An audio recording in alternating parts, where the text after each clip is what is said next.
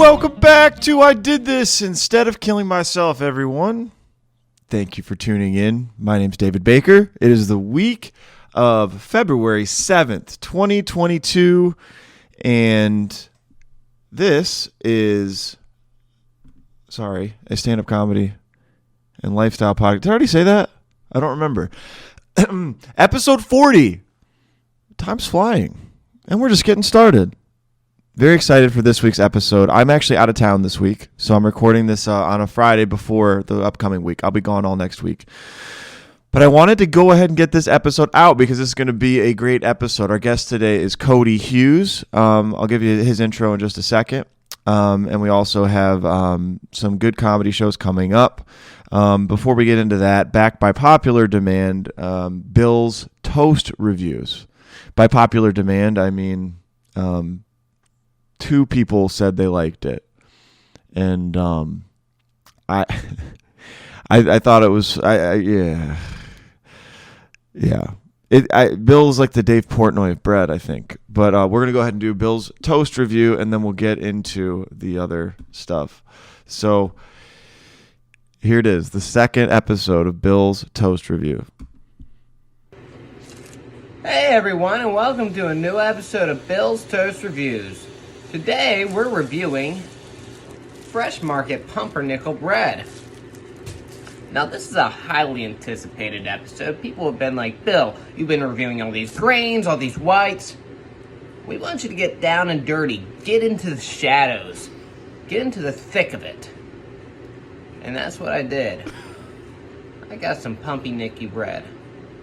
It's about a half inch, no more than 3/8 of an inch thick. I toasted it on a nice 3. Let's take a bite of Runo.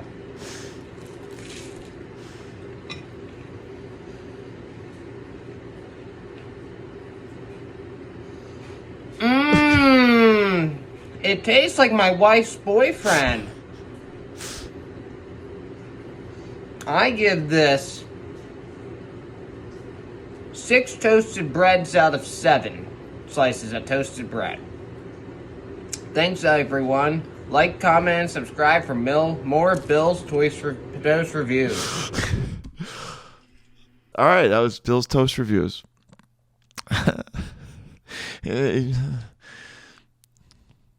Keep commenting if you want to see more of that. Follow Bill. I think he's got a bunch of those on his Instagram. Bill, comedian, Bill Reiner. Thanks a lot, Bill. All right, so our guest today, as I said, guy that very happy that he was willing to do the podcast, Cody Hughes. Cody's one of the most tenured comics in the area. He lives between Asheville and Greenville, so he comes down to a lot of mics down here, and he's hilarious. Everybody on here is funny or getting funnier, but Cody's 14 years into comedy. He's awesome. I couldn't believe he wanted to do the podcast, although he did have a caveat. He's looking for jobs right now, so he did not want to be found from this podcast. So, like, anybody interviewing him to be able to Google him. So, I didn't even spell his name right in the thing. I'm a little offended by that, but, whatever, Cody. It's fine. The links to his comedy will be in the description. So if you're watching this and you're a regular viewer, just go ahead and click the links and check out Cody's stuff. But, dude, Cody's hilarious. The reason I like him a lot, beyond just being a good comic, is that he hits all the mics. He's a grinder. He's also super humble, and you never know how good he is if you just talk to him. He's not cocky at all. Doesn't big time you always. Pretty cool guy, although he doesn't want to be featured on this episode, so whatever. I got it, Cody. All right. In this episode, we talked about why his parents don't love him. Talked about him being homeless for a time. Talked about comedy in Chicago, Atlanta, and a bunch of other stuff too. So great interview. Hope you enjoy it. All right, before we do the interview, though, here's real quick what's going on in local comedy here in the Greenville area. If you're not from here, feel free to skip ahead 2 minutes. All right, so this week we have our usual open mics, Coffee Underground, on Monday at 7 o'clock, hosted by Craig Holcomb, Travis Thubbin, No Expectations Comedy. Get there a little bit before 7 to sign up. On Tuesday, I'm going to start promoting this one because it's a great show, Art Bar in Columbia. That show starts at 8:30. Patrick Fowler is the host. I know it's a drive for Greenville comics, but it is one of the best rooms in terms of just regular audience turnout, and very fun mic to test stuff in front of people that don't know you if you don't get down there much. So I would recommend DMing Patrick Fowler and asking him if you can go down there, if he's got room before you make the drive. So Wednesday, Radio Room hosted by Adam Schulte, 8 o'clock. DM Adam or get there around 7:30 to sign up. Thursday, the Jokes Out Loud show at the Comedy Zone, our open mic. That's at 8 o'clock, hosted by Brandon Rainwater. $10 cover for that show. Sign up for Jokes Out Loud is every Sunday night on the Jokes Out Loud Facebook page at 5 o'clock. They release the link, so hop on there. The spots go fast. All right, Friday we have a show hosted by Jonathan Brown at the Break and Run Sports Bar. This is at 85 East Hampton Ave in Honeypath, South Carolina. Got a really fun lineup for this show. We got Jeff Thompson, Cassandra Jane, Jacob Noland, Bill Reiner, Big Daddy Cater, and Chris Wilson. So this show will be a riot because those guys, yeah, they're all very fun, newer comics, and yeah, all good friends too. So I'm sure they'll be roasting the shit out of each other throughout the night, and it'll be just a fun night. So come out there. Admission's only $5. All right, and this weekend, our celebrity comic at the Comedy Zone on Friday and Saturday is Michael Collier. He'll be there 2 shows on Friday at 7 and 9, 2 shows on Saturday at 6 and 9. Tickets available at greenvillecomedyzone.com. All right, that's it for local comedy. I hope you guys have a great week, and we'll be back next week with another episode. Hope you enjoy my interview with Cody. Here it is. Cody Hughes, welcome to the show. Hello. Look at my bad posture going. You got your bad posture, but you had a pillow in the seat, and I think that accounts for all the other comics' bad posture that I've seen. Yeah. You said you've seen the thumbnails. I've seen the thumbnails. Which means you haven't watched the show at all. I clicked on the Travis Thubbin one. And it's you going, I'm scared of you or something. And then, that's what I said. And then Travis like, why am I scary? But he's scary and he knows so are you it. just here out of morbid curiosity and boredom? Yeah. I was like, I could fill my entire day if I say I can do the podcast. Yeah, that sounds about right. Yeah, I like to have the whole day filled. Yeah. No, I appreciate you coming, man.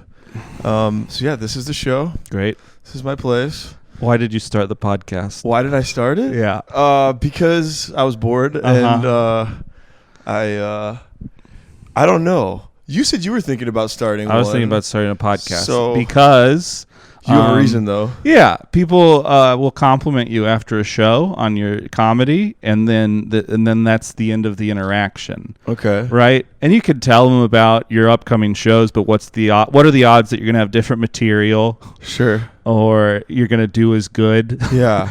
But if they actually like you as a person, you can go, I have a podcast, and you can get your weekly dose of me. Right.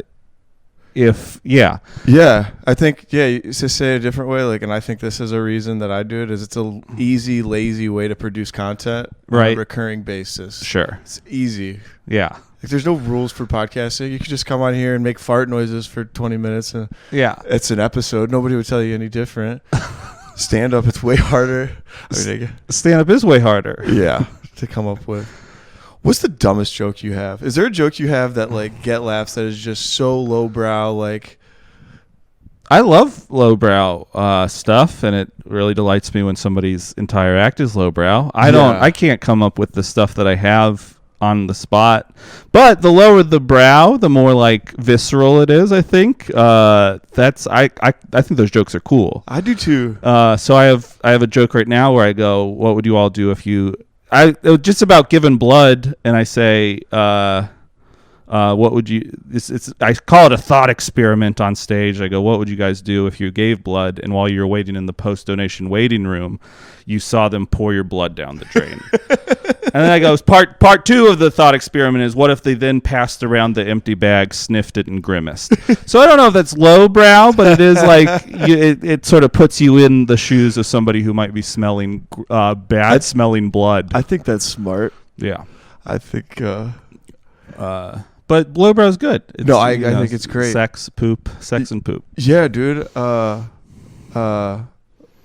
Louis is my favorite comedian, and I've mentioned that a lot, but you've never seen the show, so I don't care that I say it again.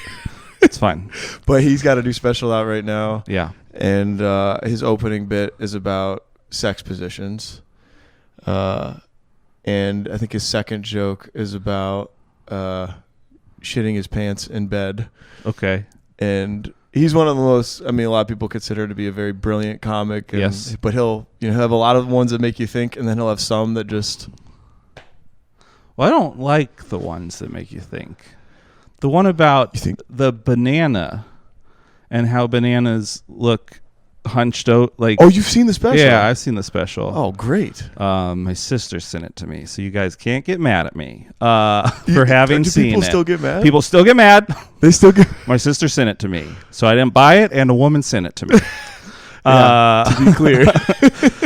The banana, the fully peeled banana is a really it doesn't make you think. Do you even think it's just like absurd and it's an absurd bit, and I really like that. Okay. But you don't even know how much you're gonna eat. Yeah. It's the naked banana. Yeah, with a bruise. Yeah. It's great. That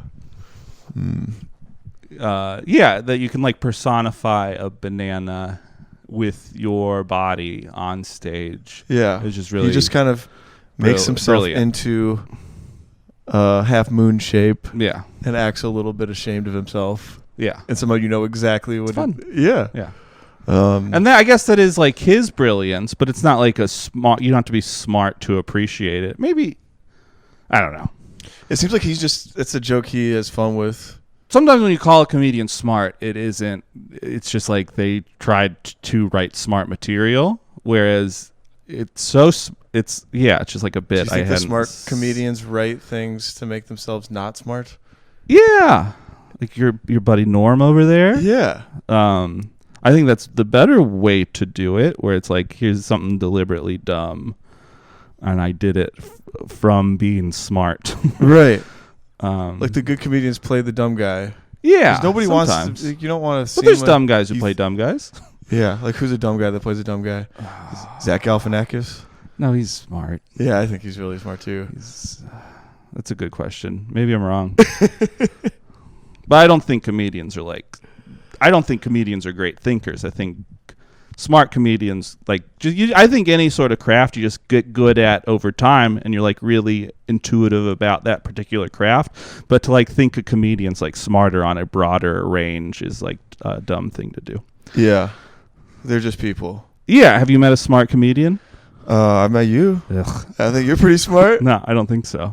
Everybody thinks you're smart, man. I gotta break it to you. No, I don't. He's like that Cody Hughes. He's a genius. He's got this beard. He looks so wise. He's like... That's a badass beard, by the way, dude. Thanks. It's getting worse and worse. Yeah. It's super thick, man. There's no... Yeah. Yeah. It gets away from me. But you could probably grow it out. Oh, how old are you? 33. Okay, maybe not. It's over. It's not getting thicker. No. But yeah, man, I do you are hilarious, and I appreciate you coming here. Thank you. I'm slowly but surely asking the more senior comics to come and participate on the show. So who's that? Travis was one of them. Uh-huh. Jess did it earlier. Sure. I still got to get Craig on. Brandon Rainwater came on. Adam Schulte's been on. So we started with all the brand new people. And you worked your way up. Yeah. Well, this dumbass thing. Who was the first comedian you think gave you credibility locally by being on your podcast? Adam. Yeah. And then other people were like, well, if Adam did it. Adam did, I guess. And then slowly. But yeah, dude, I think the first time I met you was at Doolittle's, though, when you came in to sub in for Jess Cooley when he couldn't make it. No, those are both wrong. It's both wrong? Yeah. All right, we had already met, and I subbed in for some Charlotte comedian. Chris Diorio, Maybe. I think. And it was either going to be me or Jason Webb, and I guess Jason Webb's quit comedy. I don't hope. You hope? I wish. I wish him the best. No, he's very funny. But sometimes people. I've always made a big stink about when I'm moving back. I'm moving to Atlanta. I'm moving home. I think Jason sort of left L.A. and is sort of hiding out in Shelby, trying to move to Atlanta, but doesn't want to rear his head until that happens. I might be wrong. Okay, so he's kind of taking a break since the pandemic. Taking a break. Bit? Yeah. Okay. Yeah, it doesn't. Yeah, everybody's reacting to the pandemic differently. Yeah. What are your thoughts? I don't know where we met. I don't have any thoughts on the pandemic. I think it's good. Yeah, I thought it was the best 2 years of my life. I think it's a good thing that it happened, and I'm glad. I think we are hitting the perfect number of dead people right about now. No, I think we didn't meet at Chris's mic. We met before. We met like maybe, I don't know. It wasn't Doolittle's though. Yeah, well, yeah, that was the other mic I remember seeing you at, but I can't remember if it was before that. But we met before that somewhere. But it would have been, where would have I felt safe to do comedy in South Carolina, which is full of the pandemic at all hours. I just didn't do it, and then a lot of people started during the pandemic down here, whereas no one did comedy in Asheville at all for like a year and a half. Yeah. Well, you're one of those people where like your onstage energy is very different from your offstage. Is it? I think so. Yeah. Yeah. No, of course. Because you're a super nice, kind of quiet, modest guy offstage. Very nice on stage. Am I not nice? No, you are. Tell me how you perceive me. On stage, though, you kind of have a crazy energy. Like CBD, I don't know, like all this. And it's great. I mean, you extract laughs out of like. There's not a lot of dead air whenever I see you for sure on stage. Yeah. Like I remember at Coffee a few weeks ago, I was trying new thing or whatever, and yeah, I was like, okay, I guess that went all right. And then I saw you go on, and I was like, God damn it, like I gotta get out of here. So I don't know. How long have you been doing stand up in total? I started when I turned right before I turned 18, so about 14 years. Oh my goodness. So you and you said Tom Emmons was one of the only guys that was around. Yeah, I mean, I started in college. I started as a freshman in college, and then that was in Chapel Hill, and then I moved back to Western North Carolina. And I would do the mics in Asheville, which there wasn't a lot, and I would do the mics in Greenville, which there wasn't a lot. But whoever started Coffee Underground, which is Tom, Jason Farr, Chris Weathers, Michael Robinette, Charlie Gray. Those were like that was the group, plus Nick Shaheen, plus Craig and Colin. And so those were like the guys that I started with around here. And I tried to do it as much as I could in college, but it wasn't. Comedy sort of has gotten more and more popular as I've done it more and more, if that makes sense. It wasn't very popular when I started. I caught this wave of comedy. Okay. So there's more and more opportunities the more and more experienced I got. Okay. So, because I would like do like, I did a competition to open for Lewis Black. But then after that, there wasn't like. You won that competition and got to open for Lewis Black? Open for Lewis Black. But there wasn't stand up on campus, and like you would just hear about stand up and you would show up and there wasn't much interest. Like if there was an open mic now that's just started, there'd be 25 comics show up probably. Right. When I was trying to find stand up to do, I'd go to the Cavern Tavern in Chapel Hill, and it was like a guy named Johnny Cook, and then like 4 other people, and performing for no one. And there was like, and then I can't even, it's insane that was like the way it was. And you had no friends. I guess that's how you start comedy. You just don't have friends. And then you show up. You just show up on a regular basis. You make friends with whoever else shows up. Sure. So you were one of only a very small number of people interested in stand-up at your campus. Not the competition opened for Lewis Black. There's like flyers all over campus, so there was like a sizable number of students trying to open for him. So was that what initiated your first 25. time on stage? That contest for Lewis Black? Me and my sister does stand up, and she started maybe like 2 years before me, and we were. It's my dad's birthday, having a little birthday party, and then me and my sister got in a fight about stand up because she said that people, when she told them that she does stand up, they go, "Oh, I could do stand up," and to be a little stinker, I said I could do stand up. And then we got in like an actual fight about it, and I decided to put my money where my mouth was when I saw there was a competition on campus to do stand up. I wrote my little 3 minutes of jokes, and I won. But I also invited a lot of people who sort of knew who were like excited for me to do well, which made me do well. I think you're being a little modest. No, I'm not. It sounds like you maybe had a knack for it, because even people you invite, like if it's bad, I mean, it's still hard to get people to fake laugh for 3 minutes. Yeah. So I put a good little bit of work into it, but then that tricked me into thinking that I was good at comedy naturally instead of acknowledging that the work that I did up to that point. And I was like, and I just like coasted, and that made me very bad at comedy for a long time. Like if I always put the amount of work that I put into that first set, I'd be amazing. Well, you just didn't. Yeah. I'm not. I live in Hendersonville, you know? No, but you're very good. But it's just experience. Yeah. So that first set, do you remember the set? Do you remember the jokes you did? I remember the thing that it was based on. I was just like walking around one day, and I came up with like a one-liner, and I sort of held on to it for when I saw that there was a competition. I was like, oh, I had that joke, and then I thought about some other things that made me laugh hard that I had, the joke, the one-liner is, I'm turning 18 in a few days, which is sad because that means I have to cancel my subscription to 17 magazine. Not really funny. It's just, why would a boy subscribe to 17 magazine? That's the whole joke. And then I like fleshed it out to have like tags and stuff. And then the second part was like something I like not stole from a comedian, but I just remember a girl in my art class in high school doing a riff on it. I was like, that made me laugh really hard. Maybe I could just repeat that. And I did. And, that was like the second half of the 3 minutes. And it's hard to write 3 minutes. Yeah. It's something you discover. Yeah, absolutely. And so that was it sort of worked out.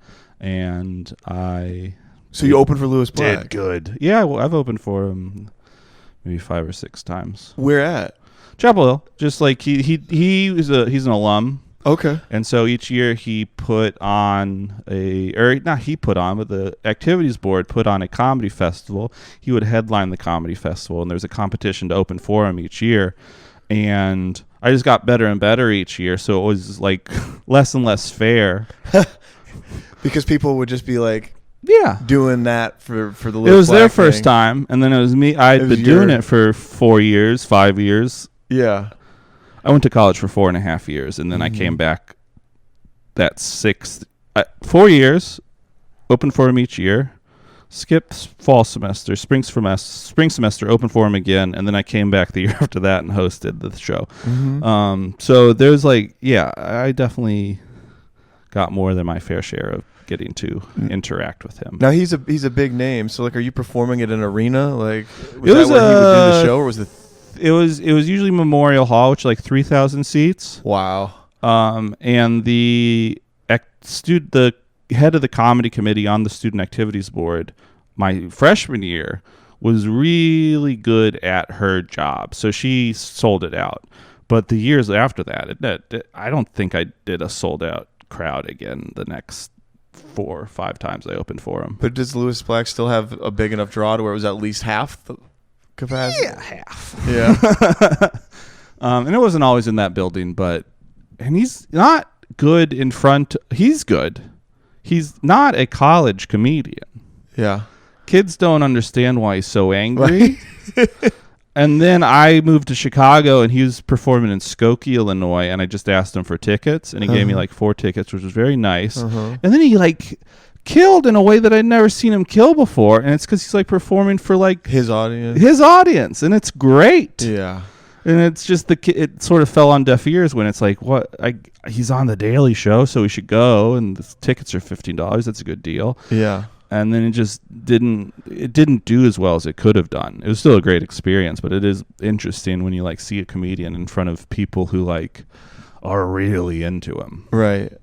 Interesting. Yeah. So did you do better than he did? No, I was bad. I didn't have like a style. I didn't have the point of view. Mm-hmm. You know, when you're starting out, it's hard to like write jokes about what you want to write jokes about. Mm-hmm. You sort of have to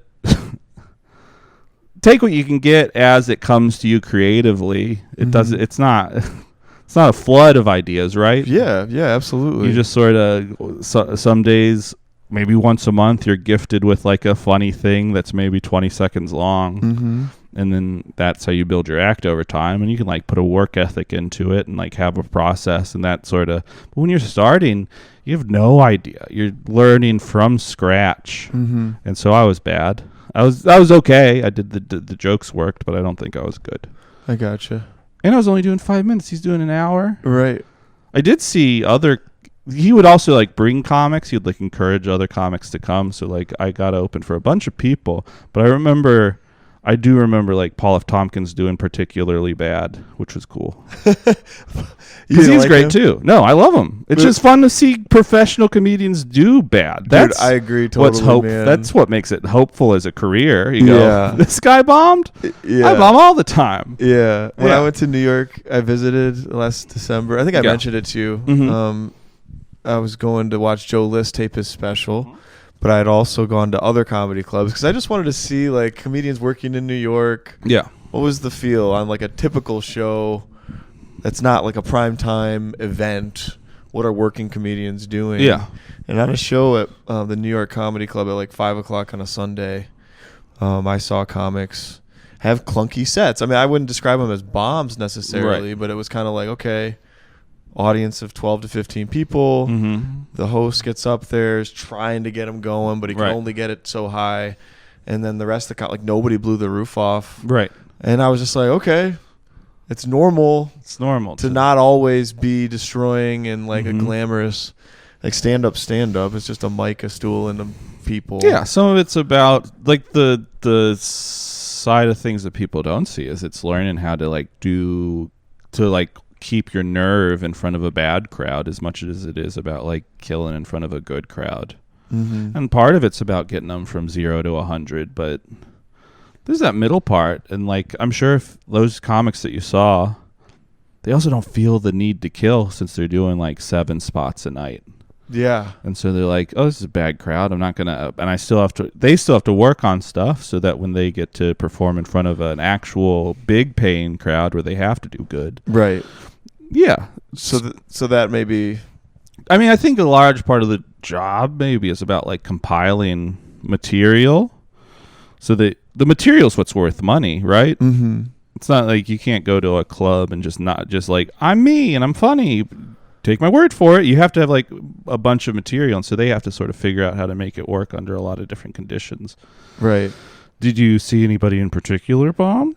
That you knew? Famous? From podcasts?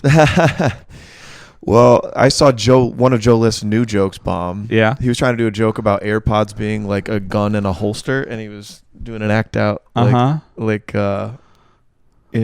he bailed on it pretty quick, but he made the sound like and then the crowd was like he's like, all right, fuck that. He went into stuff that he was doing for his special because one of the have you been in New York and performed up there and everything? No, I only went for a few days once. Okay. Well, you know the Comedy Cellar, how there's like 3 clubs, I want to say. Sure.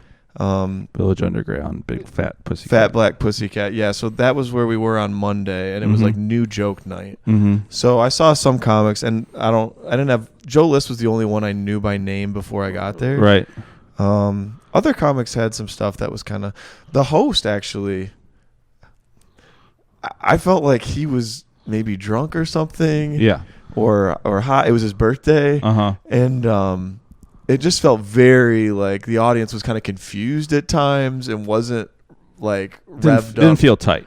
No. Yeah. No. And actually when he brought Joe List up, Joe came up and said, wow, didn't really sell me much there. And then it was dead silent, and he was like, maybe you sold me perfectly, actually.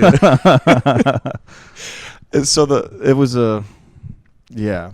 Do you like Joe List because he's sober? Yeah,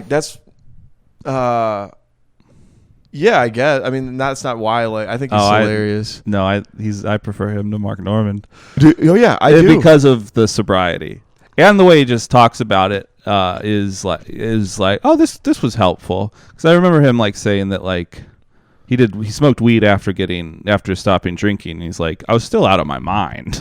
Yeah. And I was like, oh yeah, I think that was like helpful when I was quitting weed, was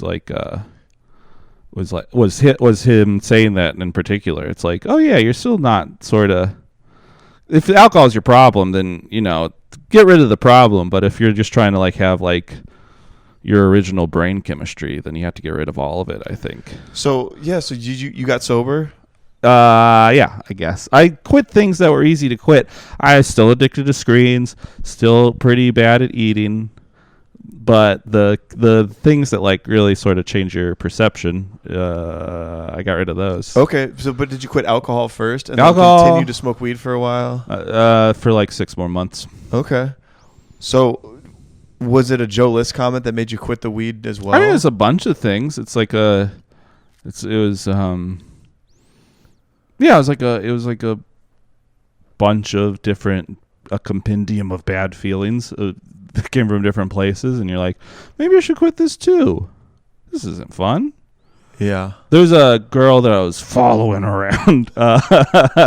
There's this nice woman who I would go over to her apartment on Sundays and smoke weed, and we play like Mario Kart and watch Hey Arnold. Nice. Yeah, it's cool. It was like a nice thing, but it wasn't. Were you guys just friends? I guess we were just friends. Don't understand. You were more into her than. I don't know. I wasn't making moves or anything. Oh, I you was weren't just making like, moves? Amanda's invited me over to smoke weed and watch Hey Arnold again. But it seemed like a set date. Yeah, it seemed like a set date. And then like one time after a Wednesday mic, she wasn't a comedian, but she came into our Wednesday mic and our Sunday mic. She was into me. And yeah. I like followed her to her brother was in like a jazz funk band at One Stop. And I just remember just sitting there, and she was like on her phone, and I was just stoned, and I was like, this isn't fun. Yeah. And then there's like just like a bunch of things, and like I still felt like alcohol made me feel dread, and I guess weed just made me feel creatively cloudy the next day. Sure. Where you're just like, I'd like this space to be clear. Yeah. And it just wasn't. Yeah. The dread part of alcohol, I totally relate to it. How old were you when you quit? 27. 27? Maybe. Okay. I don't know. I'm 31 now. So yeah. 4 years ago, 27. Yeah, I circled around it. I quit for good when I was 31. Mm-hmm. But I thought about quitting in my earlier 20s. Yeah. There's a real darkness to it. For sure? Yeah, dude. Like the next day, the hangovers. Yeah. It's not the same feeling. Like when I smoke, there's more of, I guess, a little bit of a cloudiness, but it's not near to me. Bad. Yeah, it's not bad. Yeah. It's not like I can't do this too many days in a row. I can't be in this mindset too many days in a row, or I'll kill myself. That's the name of the podcast. Yeah. Yeah, it's like, it's just, and the drinking was like heavy. I wasn't heavy drinking, but you feel heavy. And then the next day, and that's what I don't like about weed either, was like, there's like, you can't just smoke it for the time that you want it. It's still, and then you like, it's a long process to get to not be high by the end. Do you know what I mean? It's like a big chunk of your day. If you take a hit at 8, you're going to be high when you go to sleep. I'm a baby. Or I'd like hit it at 8, like right before strong, set, and then hit it right before I went to bed. It just. Or would you do it before on stage? Yeah, I was okay. As the week went on, I'd get worse at it. Okay. But if like I had 2 nights off and then I hit it, I was very fun. Okay. And good at comedy. Oh, so you thought it improved your comedy on Yeah, stage? but not some? if I did it every night. Okay. But if you skip a few nights, then it sort of I could have fun with it. Yeah. Little acrobatics, sort of mentally. I've never drank or smoked before going on stage before. Yeah. I just think I'd freak out. Probably. But, yeah, I did just quit the alcohol though. I do still. Yeah. I don't know if I should admit that. I wasn't trying to throw you under. I wasn't trying to place a judgment. I just feel like no, I haven't thought about this before. It's so much of the day to not be high anymore. It seemed like 1/6 of your day you're going to be high or stoned, and then the next morning another 4 hours being cloudy. It's just too much of your day. Sure. Yeah. So it was I don't know if it was worth it because I do think about doing it again, but at the time. Yeah, my use of it now is kind of just for fun and the evenings after shows, more or less. And it's kind of, they have that Delta 8 stuff too. That's like the legal version, whatever. Do you like it? It's something. Is it the same? No, I don't think so. But it's also usually out of like one of those vaporizer things. Mm-hmm. I don't own one, but some of the other. Like a pen? Kind of. I think so. A pen, but it looks like a cartridge that you click. Okay. I don't know if that makes sense. Yeah, no, it does. Yeah. I don't know. It does, but it doesn't feel the same to you. No, it doesn't. But it still does something to your brain. Sorry, I'm not sure if it's picking up on you. I was pulling it away. I can do it. I'm back. You're back, yeah. No, but when I quit drinking the first time, one of the main reasons was because of the creativity. Yeah. I was so tripped out about ever doing anything creative. Yeah. In general, I was so nervous to feel stupid about it that like I felt like if I was writing something and the idea was when I was drinking, like I just couldn't decide if it was good or not. Like, and I had so much anxiety about what it was. Like if you're drunk, you might be elated and think it's amazing, and then so yeah, there was just so much cloudiness. I was like, I got to clear my head up because I feel crazy anyway. For sure, doing it. Well, in terms of that, I sort of think of it like cassette tapes, where you're like recording your experience onto the cassette tape. In terms of like learning stand up, like if you're sober, that's one cassette tape that you're recording onto, and then the next night you perform and you're drunk. That's a different cassette tape. That's a different mode of learning. Does that make sense? And so like I'd rather every night I'm learning the same type of way, because if you're learning to perform drunk, then you're only going to be good drunk. Right. And if you're only performing high, then you're only going to be good performing high. And some nights you have to be sober, and if you're only performing sober. But if you're splitting it up between the three things, you're not learning a lot in any of the modes, and there's such limited stage time around here. So you want to be in one mode? You want to be in one mode each time you perform, I think. Yeah. It's just, it's sort of it's a decision to be better creatively, which sucks. Is stand-up the first creative thing you've ever done? No, I was a studio art major. I was a little doodler. I draw. I was a very sort of fanciful child. Okay. A lot of but drawing a lot of alone time, a lot of imagination time. Okay. So you drew from when you were a kid, and then studio art. What is studio art? Studio art's just like when you're talking about I'm an art major. It's just sort of to distinguish that from art history. So it was just making art. So I was you paint canvases. I was a printmaker. Okay. Which is cool. It was like I went to college on a tuition grant. I went to college for free.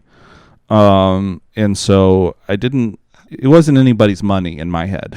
Yeah. It wasn't my parents' money. It wasn't my money. What was the tuition grant for? I went to the North Carolina School of Science and Mathematics, which is, I imagine you only have a South Carolina listener base. It's like y'all's governor's school. Okay. I went to a boarding school in Durham, and if you graduated, you got a free tuition to any of our state schools. So NC State, Chapel Hill, UNC Charlotte, UNC Asheville. And so because it wasn't anybody's money, I was like, I should have majored in something that could make me money, and I did not. Okay. But you went for something that you printmaking actually you had to very learn. interested in. It was just like I was learning something technical at the very least. Mm-hmm. At least I wasn't just like painting. I don't know. There's probably technical aspects to it, but it's just like, and now I'm a better painter than the last painting I did. Right. It's just but in terms of like printmaking, you had to like learn about etching and just different chemical processes. Okay. But that probably applies to painting too. Do you use any of that today? No. No, it was just nice to be around art folks. I gotcha. So, I mean, painting and performing on stage like are very different. Probably. Right? Yeah. I mean, and you said you were kind of introverted as a kid? Yes. Yeah. So, man, that's pretty... So, do you think it was your sister that basically influenced you into doing it? Like her saying... No, it definitely was. You couldn't do it, kind of, and yeah. then you went in. And then I liked it. I was good at it, and I liked it. And then the added bonus is I am an introvert, but I do like seeing the same group of people on a regular basis. I like warming up to people.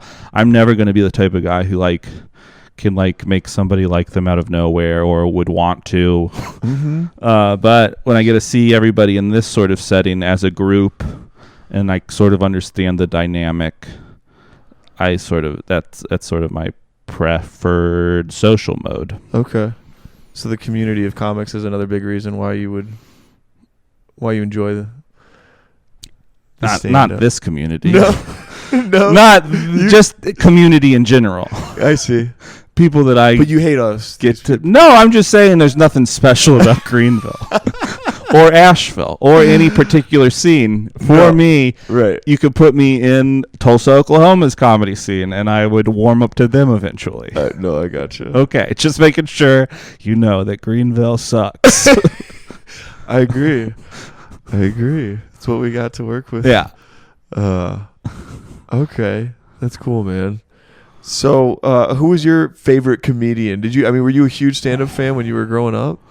No. But when we had to get a laptop for boarding school, and then I would start downloading it's like Dane Cook and Mitch Hedberg, I think, were the first two comedians that I really liked.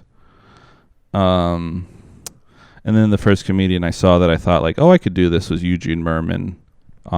There's a Comedians of Comedy special on Comedy Central, and he was just sort of very goofy. And I like that. But growing up I liked SNL, and I liked SNL. I don't think the other comedy programs on TV I necessarily got. I don't know if I got King of the Hill or Simpsons, but I understood SNL. You know? Kind of. I didn't. Could you got? I got grown people being silly. Okay. I got Horatio Sands specifically. Anytime there was just some people who I understood. Oh, this is comedy. The whole thing was comedy, but sometimes there's certain cast members where you go, oh, this man's being silly, and he knows he's being silly, and I sort of enjoy that. Sure. Versus the cartoons that you described. Get them. You didn't get them. I don't understand King of the Hill. You didn't understand why it was funny? I probably do now. I just haven't watched it since the good old days. Oh, dude, I kind of liked King of the Hill. Sure. Mike Judge and whoever else. I think it was him that wrote it. Yeah. Yeah. I don't know if it's weird. I just like it. I haven't ever tried to analyze King of the Hill. I don't know. I remember there's a TV. We didn't have a lot of channels. So King of the Hill was on Fox. Mm-hmm. Simpsons was on Fox. And, you tilt the TV the right way and it comes in. And it was TV for TV's sake. Yeah. Oh, thank goodness there's some TV. On. But I don't think I don't remember bending over crying, laughing. It was just TV. Yeah. I understood the characters are all. I understand the concepts of comedy, but back then it was just TV for TV's sake. Yeah. We kind of had that. We had basic cable growing up. We had 13 channels, I think. And then something was on after school. Right. I remember King of the Hill feels like one of those shows that was just on. Right. Yeah. Boomhauer talks weird. Dale's a conspiracy theorist. Blah blah blah. I kind of liked. Who was the guy who was bald and fat? I forget his name. He was like the loser in the cul-de-sac. I know what you're talking about. He had the wife beater on. Yep. He Don't know his name. He was giving advice to Bobby about how to live his life, and he Mhm. said you should be asleep, like take naps as much as possible, because being awake is too depressing. Yeah, it's funny now. That's funny as I don't know if I got it then. I based my life on that, dude. I was taking a nap before you got here. I was hoping you'd cancel. How much naps do you? How many naps a day you take? I take one nap a day. One nap, but it's a big one. It's a big nap. It's 4 o'clock. It's hefty. 4 o'clock. Well, no. Today I took it from 3 to 4:25. Wow. Am I making you? No, that's great. If you can like actually knock out during those hours, when you're just laying there, that's no good. I If you agree. can actually get your REM cycle in, Yeah. that's a good nap. Did you ever play sports growing up? No, I ran track for Okay. a few years. Well, I was going to explain where my nap habit came from. Go It ahead. was basically I played football. Mm-hmm. I don't know if you know people who played like football in high school or like the contact sport. Football sucks Mm-hmm. if you don't know. Okay. Practices are terrible. Like you don't get injured Yeah. every time, but you will always get stepped on, Yeah. bruised, like Yeah. collisions. Uh-huh. It is a very physical, and there's an aspect of that you like, but like Mhm. there's an aspect of football that Human touch. I hate. Yeah. Intimacy. It's just nice to touch. You got to be honest about touch it. another person. You got to be honest about it. But dude, I go hate contra dancing. I went contra dancing on New Year's Eve. I probably got COVID. contra dancing. What's that? It's like barn dancing. It's like sort a of hoedown. sort of particular to a Appalachian region. You know what? Whatever you're picturing when you say hoedown, you're probably not far off. Okay. What are you picturing? I'm picturing a barn. Like I Mhm. don't know, guys dressed up like Mm-hmm. cowboys or mountain men, and ladies dressed like nice dresses and For sure. spinning them around. And You got it. is that exactly?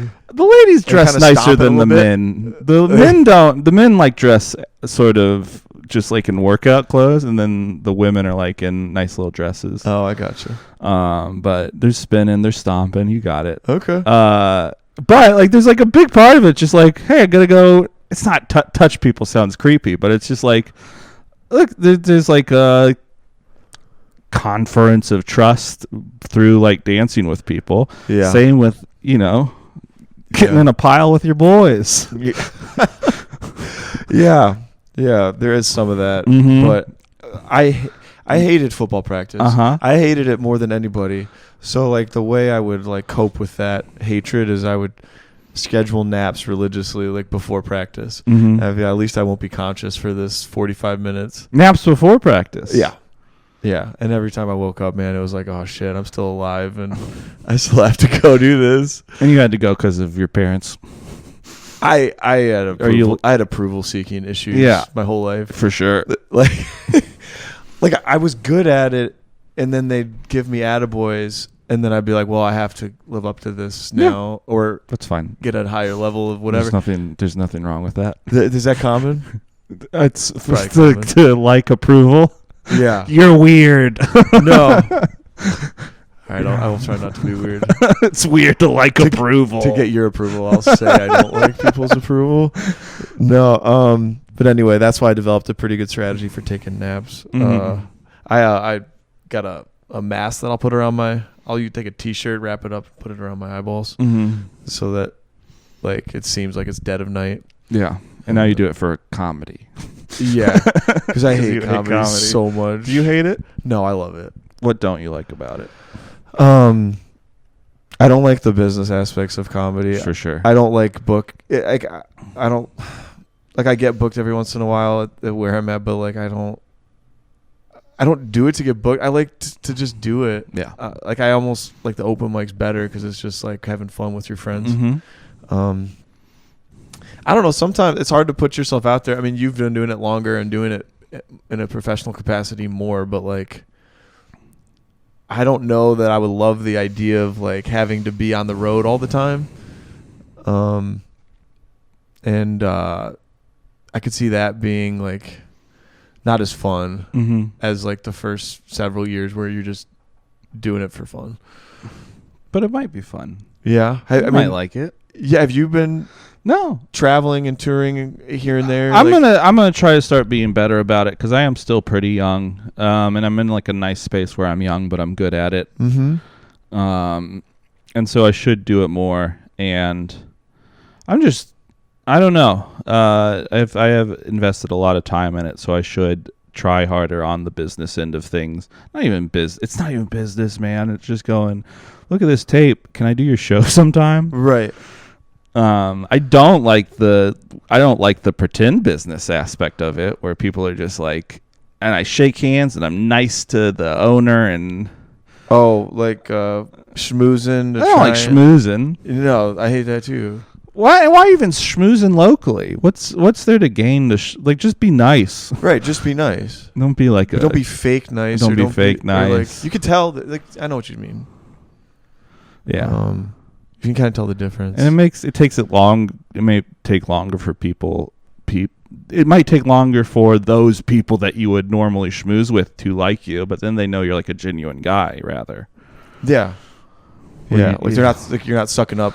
Yeah, some people are just slimy, man, and it's just like I don't want to be slimy. Yeah, I just like to show. I had perfect attendance. That's one of my issues when I was a child. I had perfect attendance, like K through 12. You never missed a day. You and never so I'm sick? a real perfect. I got sick all the time. So just show up anyway. Yeah, we didn't know back then, and so now I just like it's very important to me to do as much as I can. Yeah, never miss I try not to miss the mics. Never miss a mic. A mic, if we have one in Asheville on Mondays instead of this one, then I'll go to that. That's probably a good habit to have, though. It's probably also not great for like relationships or. How is it not good for relationships? Girls like to hang out with you. Partners. Sure. But you're getting more stage time. You're getting more stage time. That's all that matters. Because like in 10 years, you're gonna get the most smoking hot. That's right. That's I can't wait for the which is all hot. that ever matters in life. Getting a hot Instagram. That's all I think about. I remember, that's very funny, and I'm sure it is. I remember one of the grad students in the art program at UNC told me, goes, as a man, your two goals should be to marry a woman you don't deserve and have a job you don't deserve. And I've lived by that. I haven't lived by it, but it does. I know we're being a little tongue-in-cheek, but it is like, why bother getting so fucking good at stand-up if girls won't flirt with me after the show? You have that issue? Hey, let's cut the tape. let's hit pause for a second. I just have that feeling. Okay. I have a fine time talking to women. Yeah.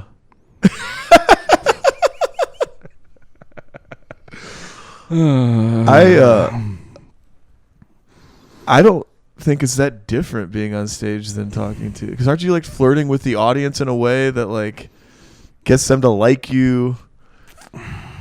Yeah, no, totally. I agree with you, but I am very different off stage than on stage, right? And I don't feel comfortable being that person just directly to a woman.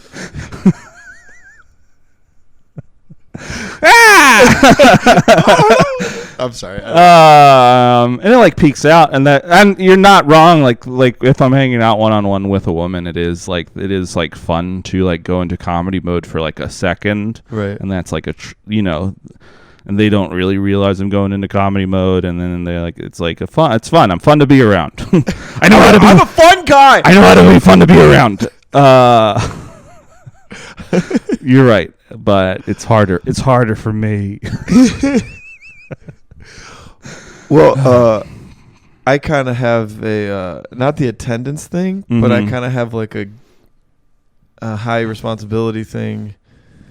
Like I always got good grades, so I was like kind of like I kept playing football because I kept getting accolades, same with the grades. Like as soon as I got all A's once, I was like, I'm never getting a B again.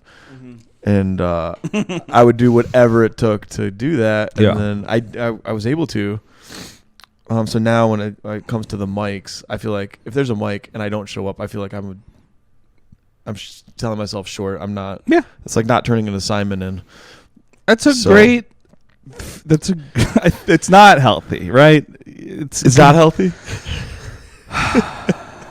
But there's not that many mics here. So it's okay to do 4 mics a week, right? Yeah. But if you like move to one of these intense high mics, a city with like a lot of mics, then you got to learn how to like treat yourself okay too. Yeah. Where you can't go out every night. You got to make time for the other people in your life. Comedy is important and you should treat it like a job. But it's such a flexible, fluid type of job that you got to carve out some off time. Yeah. You kind of have to have like an optimal long-term strategy. Right, because you can't write every day, you can't perform every day just for your own health. Yeah. Mental health. And quality of performance and writing. Mhm. So in your 14 years, were you ever in a city where you did have tons of mics and were hitting them all? Yeah, and it was the best I've ever been as a person. Really? Yeah. If I was talking. Where were you? I've mentioned it to my best friend, and I was talking to a high school buddy the other day about it. I was living in Chicago, and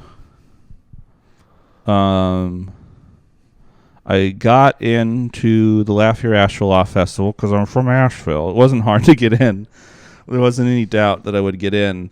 But I made it a little goal to do. I was going to do 100 mics before this festival. I don't know how many weeks out it was, but I just remember just trying my hardest to stack all these mics on top of each other, and I felt like and the social aspect of why I loved living in Chicago is I would make time to call friends from the train platform, and a train phone call is great because eventually the phone call gets dropped. There's no awkwardness about okay, how well, to end it. Yeah. Oh, this is dried up. You just call your friends back home or from college. You talk to them for 8 minutes, and you're a good person. Yeah. So, and you keep in touch, and that's emotionally healthy. And I was doing mics. I was working towards a goal, and I was biking everywhere, physically healthy. I was. Yeah, so the sleep schedule is a little fucked up, but I think, I was young though. I was 24. Okay. I don't know if I could do it. Yeah, sounds like you're pretty wise at that age to know I don't know if keep in touch. I don't know if it was with the friends. I do like flirting actually. Yeah. Yeah, so these were all women I was calling. Oh, yeah? Yeah, but gal pals, Sure. But still a little flirty. Uh-huh. But also not in Chicago, right? Right. Girls, I would call my friends. Also, the art department was 85% women. I'm good at talking to women. Yeah. Please, no one watch this. Cut this part where I asked no one to watch it. Put it up top. Deal. I like women so much.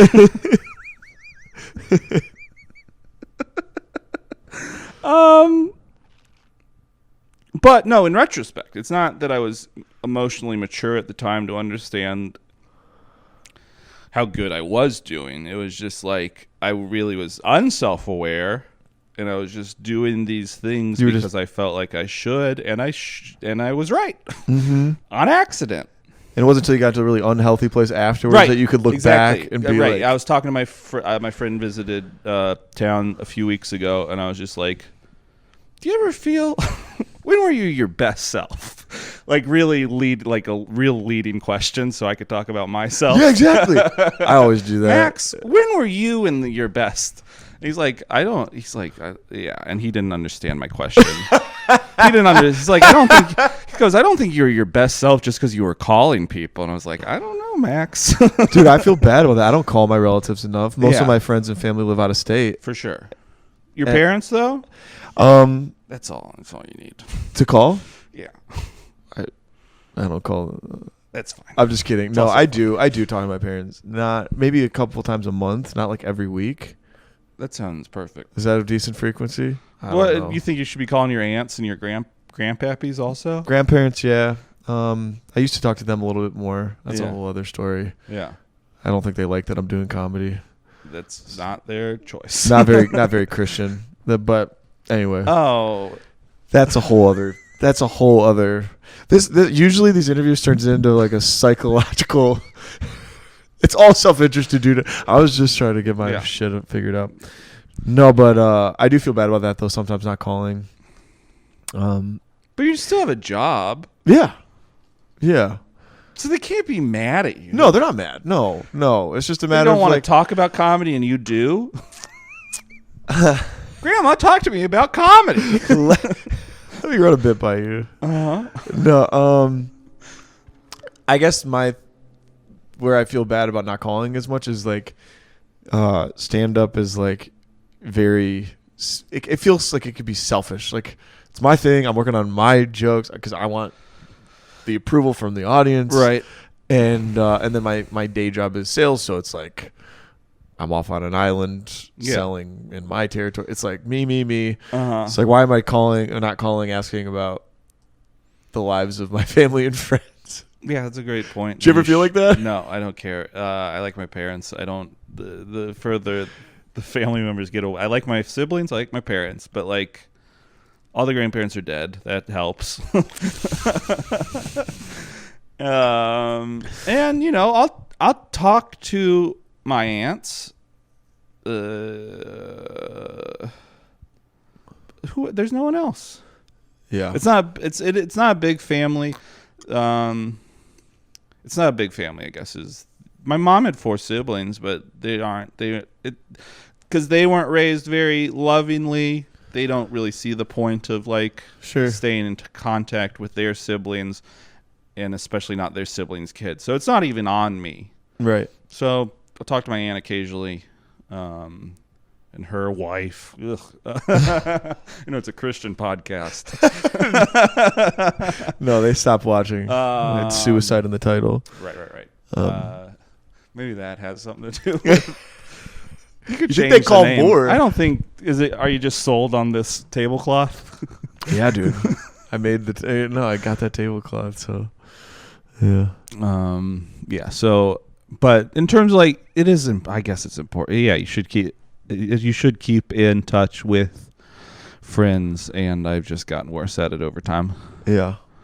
And then you're like, who would I even keep in touch with now? Because I was like, I was 23, 24, 25, living in Chicago. And so I was just out of college. What was your job? It made more sense. I worked at a dog daycare.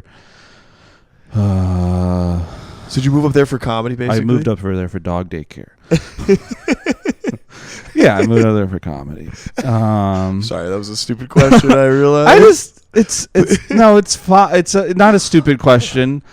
It's interesting when people, and I'm going to give it one more go, I hope I move to one more city. But it is interesting when like people, where'd you go to college? Hillsdale in Michigan. Is it good? It's a good school, liberal arts. Yeah. But it's small, Division II. Okay. Chapel Hill's a great school. Yeah. But it's interesting when people move to the big city, which a lot of people do. A lot of my friends did, especially creative people, and then they sort of stick around. Because I'm now 10 years out of college, and it's weird that I'm like, maybe I'll move to New York.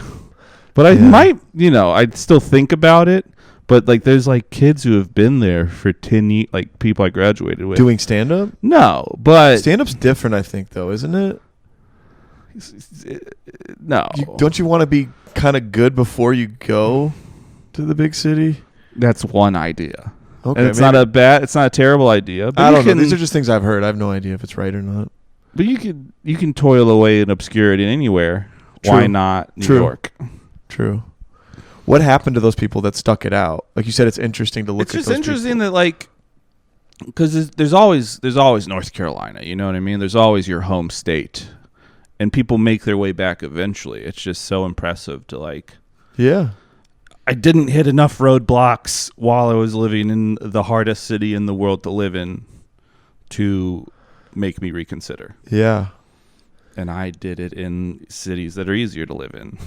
I hit all the roadblocks, you know? What roadblocks made you come back? Just being sad. Being sad? Yeah, of course. Yeah. Yeah.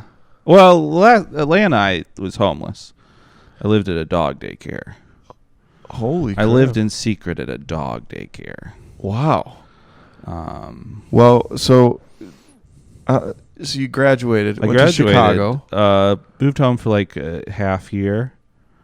So home is where? Flat Rock, North Carolina. Okay, so then Chicago? Then Chicago for 2 years, home for a year, Atlanta for a year, and now I've been home for a while because I was homeless, needed to get my head on straight after being homeless, and then there was a global pandemic. Right. So do you not want to talk about the homeless? No, I love talking about it. I lived at a dog day. I moved to Atlanta. I lived on my sister's floor for a while. You were doing comedy there I too? outstayed my welcome. Of course. Where am I not doing comedy, David?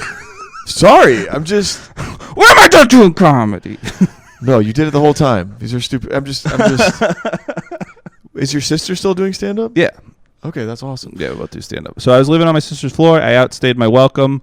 I have a problem committing to any sort of decision in life, and so I was having a hard time deciding that I wanted to live with anybody or continue to live in Atlanta. So I said, I will live at this dog daycare that I work at in secret.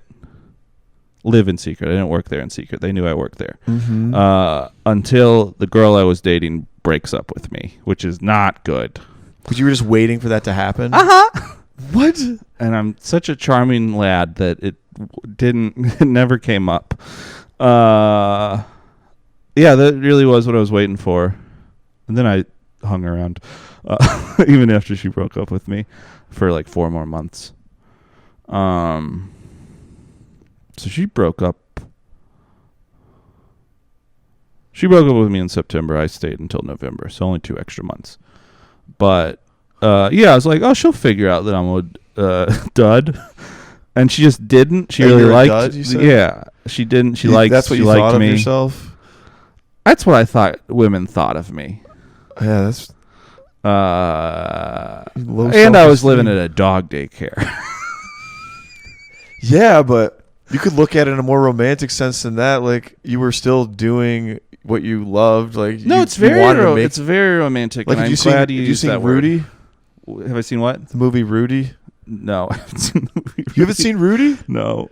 Well, he wants to play football for Notre Dame. Mm-hmm. No, but he can't get into the school, and he's so small that he can never make the team. Right. So while he's trying to get into the school, he gets a job on the grounds crew, but he doesn't have any place to live. Right. So he lives in secret in this room in the stadium, and the guy leaves a key for him, and he climbs in the. Oh wow! Or he props the window and sneaks in. But that's immediately what I thought of, because he just wanted to make his dream come true, but he was living in really hard circumstances. No, it's very. I'm glad you used the word romantic. It's a very romantic concept, but it's also just tough on you. I'm sure. Mentally, because most people knew that I lived there. There's like the regional manager and the owner did not, and the guy who had worked there the longest didn't. And so I would get back after open mics pretty late, and I would wake up before that guy got there. So I would leave, go to the nearby Waffle House, have breakfast, and come back like I wasn't living there. Does that make sense? Okay, early in the morning before Early in the morning. So like I would wake up at 6, he maybe get there at 6:30, so I'd try to get out of the building. Right, sure. And so that was just like, and then so getting maybe 5 hours of sleep on a regular basis. Couldn't nap during the day because it's a business. Right, yeah.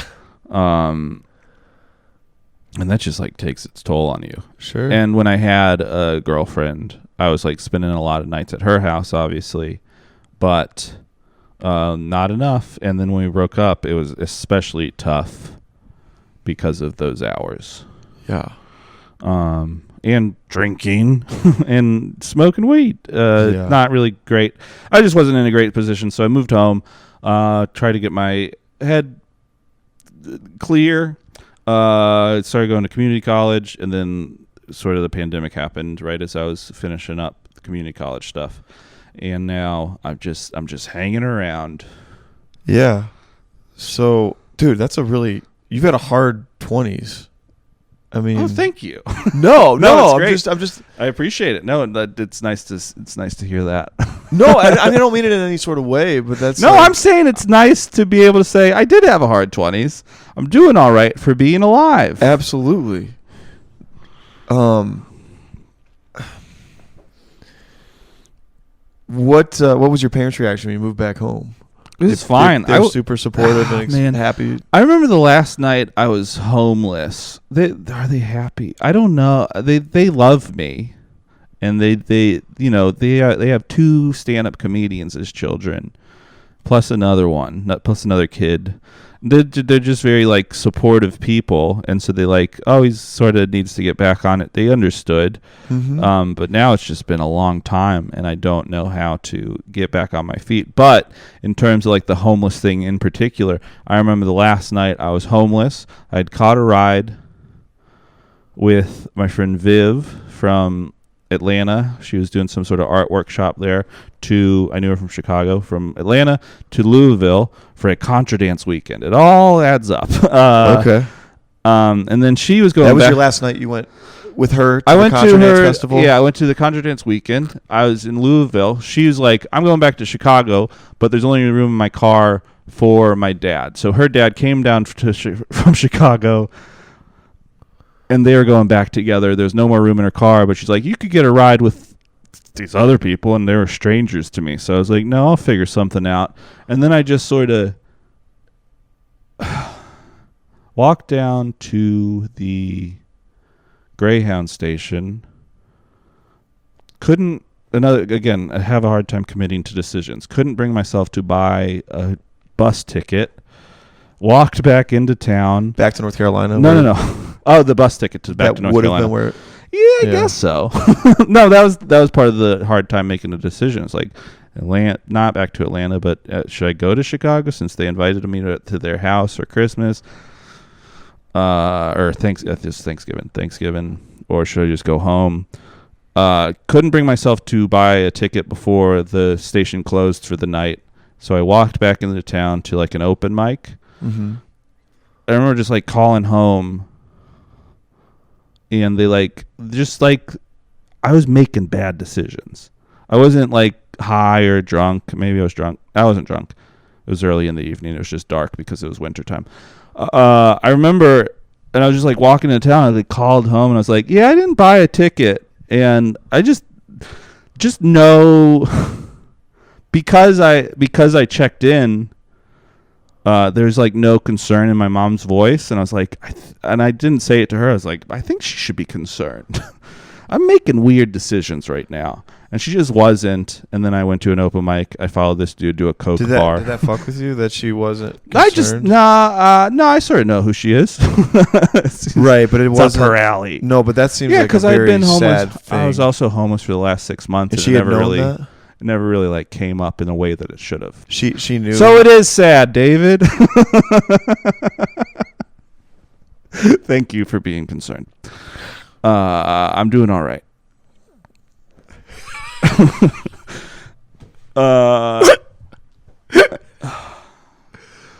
And I just remember texting my friend Salem. I was like, they should be concerned, right? Yeah. And then I made it home, and then I stopped drinking, went back to school, and then there was a fucking pandemic. Yeah. Because I think I would have moved after I graduated. Yeah. So that's not that long ago. That's like 2.5 years ago ish. The pandemic was, but the whole thing. No, because I went to school for a while. So this was 4 years ago. Okay, I gotcha. When I left Atlanta. Yeah. I got kind of a heavy-ish story. Go ahead. But that was why, like, her not being concerned.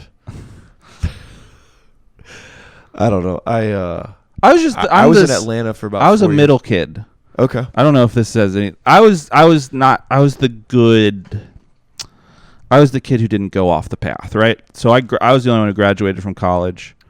So I think when they think of me, they think of good decision maker. Right. So me making weird decisions doesn't really compute to them. So they didn't know how to react. So they're like, oh, Caleb wouldn't have checked in. Katie wouldn't have called home. Like, Cody checked in. He must be fine. And I wasn't. Right. But I'm not good at saying, hey, I'm not doing good. Yeah.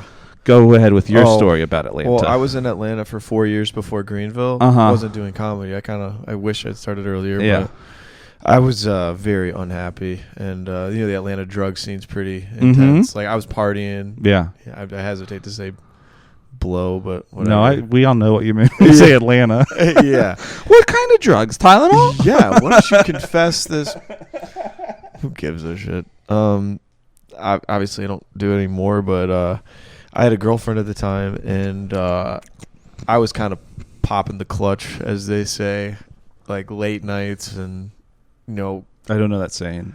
That's a saying of another buddy of mine, coworker. But okay, it's just partying hard, through till like the morning, and I just kind of didn't give a shit anymore. Yeah, and because I was so unhappy, the job I didn't love, and like. It was stressful. Yeah. So then I was just partying. For sure. And this girl was just kind of witnessing this. And one point she said, she's like, are you sure? Like, I'm a little worried about you. And when she said that, I didn't break down in tears, but I was kind of like, somebody cares? No one ever said that. I was like, No, I was totally. like, it's similar too, because I was always like doing fine. Yeah. Like, I was the firstborn, but like my parents, I don't think ever felt like, David always is going to do well and blah, blah, blah. And to be fair, I wasn't sharing any of this with them. So like, they didn't know where I was at. I did a good job of hiding it. Yeah. But when somebody said that she cared. That she saw that you weren't it doing never well. occurred to me that anybody gave a shit. Yeah. Like, I was like, I could have died of a fentanyl overdose. For sure. And like nobody. Yeah, you might have. Yeah. Yeah, that happens. So anyway. Yeah. You're starting to get why the podcast is named this? I'm glad you're alive, bud. Yeah. Yeah. But that's part of why it is named what it is. I was never suicidal, but creativity to me does make life a lot more livable. For sure. Is what that kind of Do you get No, you live here. I get oh man, right as I pull into the driveway, I get as sad as I can get. I've just been home for too long. I get I'll have a nice set. I'll hang out with some folks, and then I'll drive up to North Carolina from here, and I'll just get real bleak. Right before you get back to your folks? Yeah, right before I pull in, I'm just like, this is the, oh man. But everything up till then is fine. Yeah. Just a real, you get lonely. Yeah. Just pretty lonely. So you're, so I should move. I should move to somewhere I don't know anybody. No, move here. No, absolutely not. What is there to gain from moving to Greenville? You moved from Atlanta because to get away, sort of a geographic cure. In part, but it actually lined up with a perfect a job realignment. Right. So it didn't. Yeah, it was nice to get away from the partying. Yeah, but you got sober before you got here? No, I was still drinking when I moved here. I moved in January of 2020. Okay. And several events happened that led to me starting doing stand-up. But I was still drinking. Drugs weren't as bad here. Right. I got turned down for a job that I was going for that would have brought me back to my home state. Yeah. And I kind of was thinking, okay, if I get this job with my company, I escaped this horrible hell that I was in, kind of unscathed. Yeah. And I could somehow meet somebody up there, get married, have a little house and kids. Yeah. That'll be my life now. That's what I thought. Yeah. But here's the thing. When I went into the interview, I was such a shit show psychologically, I think, that they could see that I wasn't stable. Yeah. So we can't hire this guy to be You're just a little manic in the interview, is what you think? I don't know. It's impossible to know how it came across, but at that point, yeah, I mean, I don't know. So this job interview, you were living in Greenville when you got this job interview? Right. I moved to Greenville for this territory for a sales job, but Mm-hmm. at my company, you can openings happen all the time. Yeah. So it didn't really matter that I just moved. I just threw in for that one back in Michigan. And when I didn't get that, I was so crushed that like I thought my reputation at the company was just horrible. Yeah. I would just be doomed to have to continue to sell here, and then the pandemic happened, and then I went to the emergency room for back pain, and I had to have surgery during the pandemic. Yeah. And I just was in such a low place that I was like, F it, I'm going to Comedy Zone. Okay. So, and that was then when I got sober, after I had my back surgery. So you wouldn't get addicted to painkillers?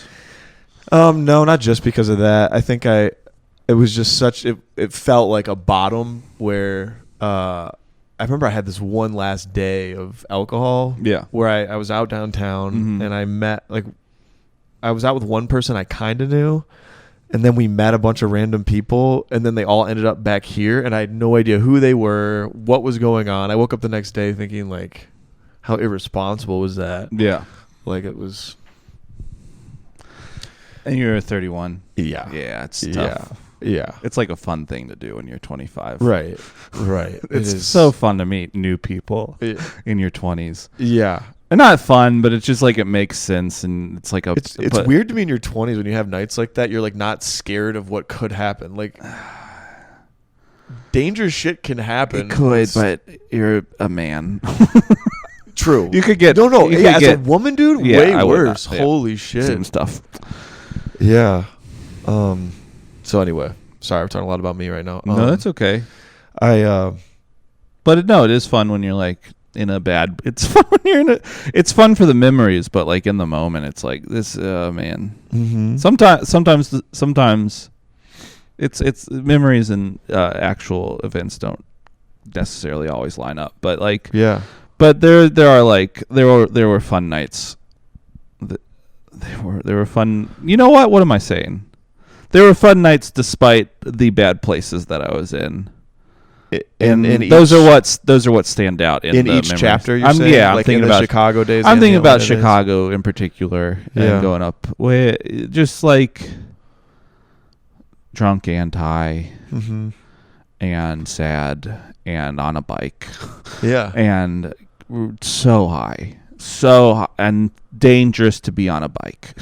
Yeah. But it's nighttime. It's like past. It's there's no there's no cars on the road, but still like having a hard time operating those brakes. Right. Wow. I started smoking weed when I was 25. Okay. So I was very new to it, and the people I was around were not very new to it, and so I was just Keeping up. I didn't know how to hit a bowl Yeah. in a responsible way. Yeah.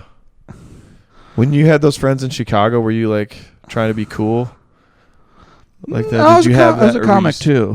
What's that? I was a comic then too. Right. So you were kind of your own person as well, right?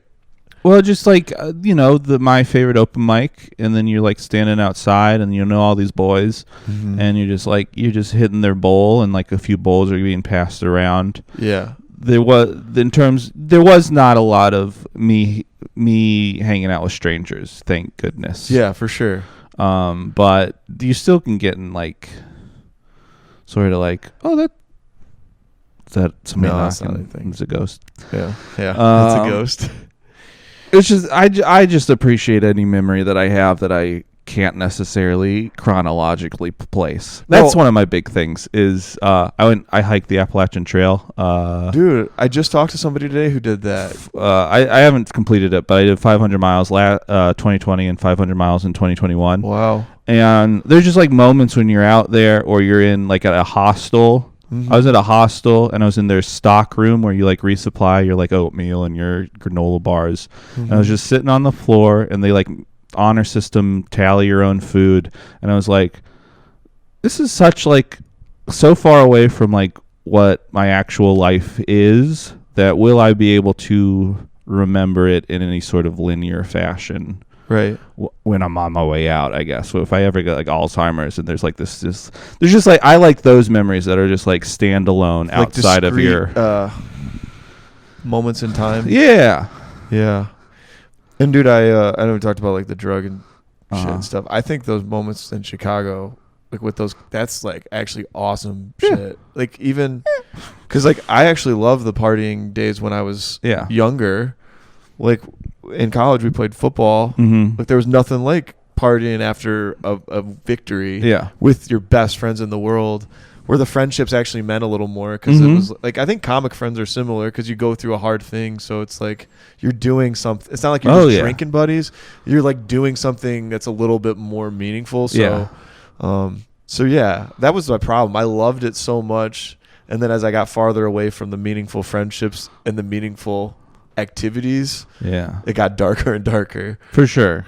So yeah, because if you were just partied in Atlanta just to party, it's not tethered to anything. I was just more trying to fit in. Yeah. And in Atlanta, to fit in, it's like kind of car do you drive? Like what kind of house, or where do you live? Like it's. Where did you go to where'd you party? Buckhead, the Buckhead bars. I don't know. It's sometimes down in Midtown, I guess. And then what is the neighborhood? 5 Points or whatever.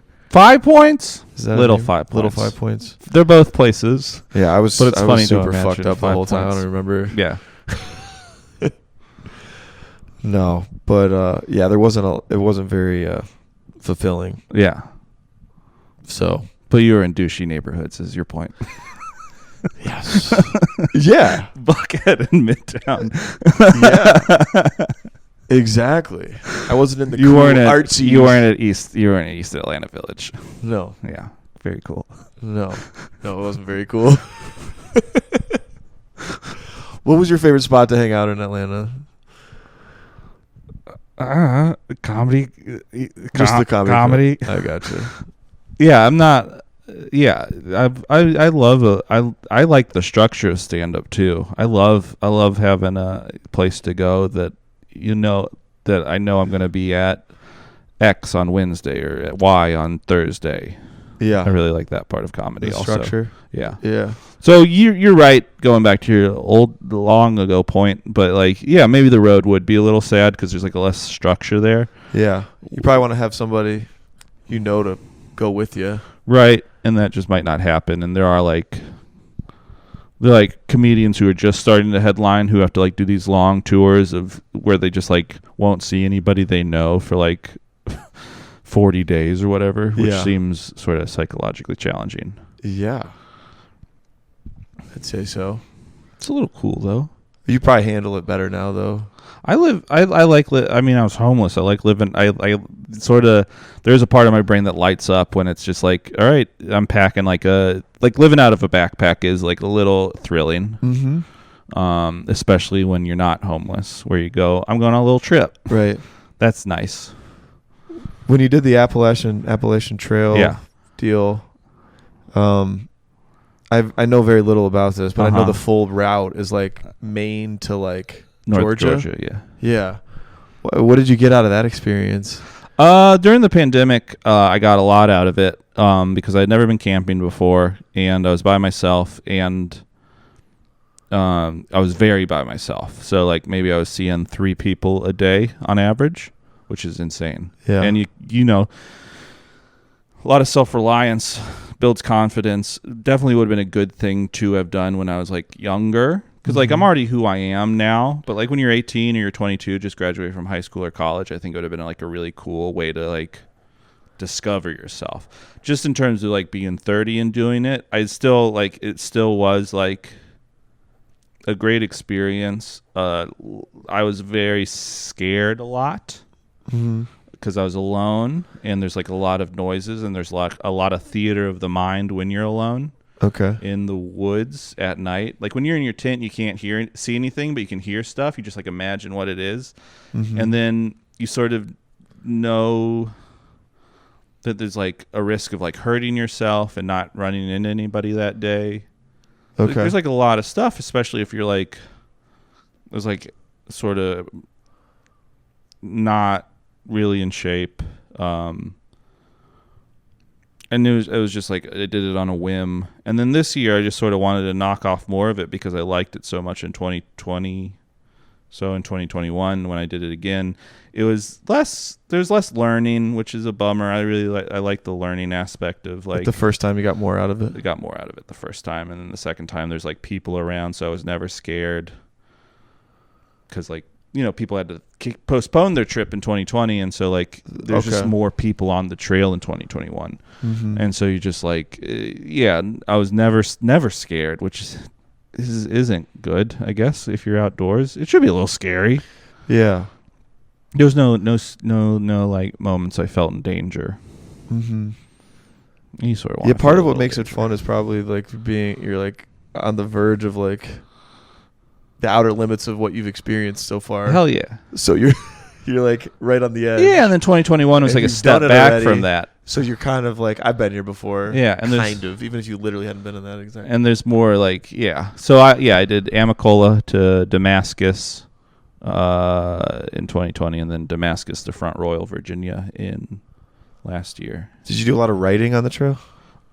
I tried this year to do a lot of writing, and not just comedic writing, but other writing. No, I was trying to journal a certain amount each day, more than anybody else was journaling, certainly, and it just sort of eats a big chunk out of your day. Where it's like it's better to get started hiking right in the morning in the summertime. Yeah. So you can like set up camp by like 3 p.m. Mm-hmm. instead of I was getting into camp at like I was slow, and like you want to get to the shelters, and I stopped eventually is what I'm saying, is because it was like, oh, this is sort of the good part of the day is when I was journaling, and it's just better to hike during the good part of the day. Okay. It's fun though. It's good. It was good, but I like comedy too much, so I came back. You had to get in front of some crowds. Yeah, because comedy was coming back, and you're like, I want to do comedy. Right. Because by that point I was vaccinated. All the Asheville comics were vaccinated. So I was just like, I sort of wanted to just knock off a little more. And maybe I'll do that in general. Just like I'll knock off 500 more this year and then 500 more next year or something. Is comedy your favorite thing in the world? Yeah. Sure. No, it's really great. It's great. There's like, there's circumstances where it's not good. Mm-hmm. Where you're up against, where there's more expectations on you, that makes it a bummer. But when you're like totally creatively free in front of a good audience, that's great. Mm-hmm. But you also want to do good. You don't want to embarrass yourself. Right. There's like, there's a lot of, and there's like just bad stuff, and like there's jokes that I'm tired of telling, and then you have to do that in front of a paying crowd, and you're like, am I even alive? But yeah, comedy's my favorite thing, I guess. Yeah. You feel like you switched comedy for drinking? That's a fair question. I feel like I do have a kind of an obsessive personality. When I do go in on something, I'm kind of all in on it. Mm-hmm. The timelines do match up. Like since I stopped drinking, that's about a year and a half. Well, almost a year and a half of comedy. Probably a year and 6 or 7 months of not drinking. Mm-hmm. Maybe. Yeah. But I also know it just does feel better. Like I feel like it's a healthy replacement if it was one. Mm-hmm. Only because, I don't know, I do love it. And like the routine of going to mics and not wanting to miss one. Yeah. I don't feel like it's that bad. Like I feel like sometimes I need to force myself to take a break a little bit, but like I don't feel like it's an unhealthy obsession at this point. And it just kind of balances me out. Like even like I have the same job as before. Yeah. And I did really well last year. And I didn't stress about it, and I didn't drink. So it like helped bring something else into. Oh, that's good. So like, yeah, but it is a fair question. Like maybe this is like, I don't know, just a substitute for alcohol, I guess. But if it is, it works. Yeah. For the time being. Well, that's good. What are your hours at your job? Is it like a 9 to 5? You were asleep earlier, so Yeah. I guess it's well, not. I had to be at the hospital like 6:30, 7 o'clock. To pitch products? They start surgery real early. And so you have to get there before that to annoy them? Yeah, because you don't want to. It sucks. You don't want to catch them right before. Right. Yeah. No, it is a part of the job. You pitch surgeons and try to be. But they know it's a part of their job too? They see reps all the time. Okay. Yeah. Yeah. Reps are commonplace in the operating room. There's a way to be respectful, and you don't say much. I mean, you have a 30-second thing to describe why you're there, what you're there to do. But yeah, typically surgeries wind down 4 o'clock, 3-4 o'clock. So yeah, and then stand-up's obviously a nighttime activity. Right. So there's no issue doing both unless you want to date or have a relationship. But yeah, we don't. Yeah. No. Who wants that? Right. So have you dated anybody while you've been doing comedy?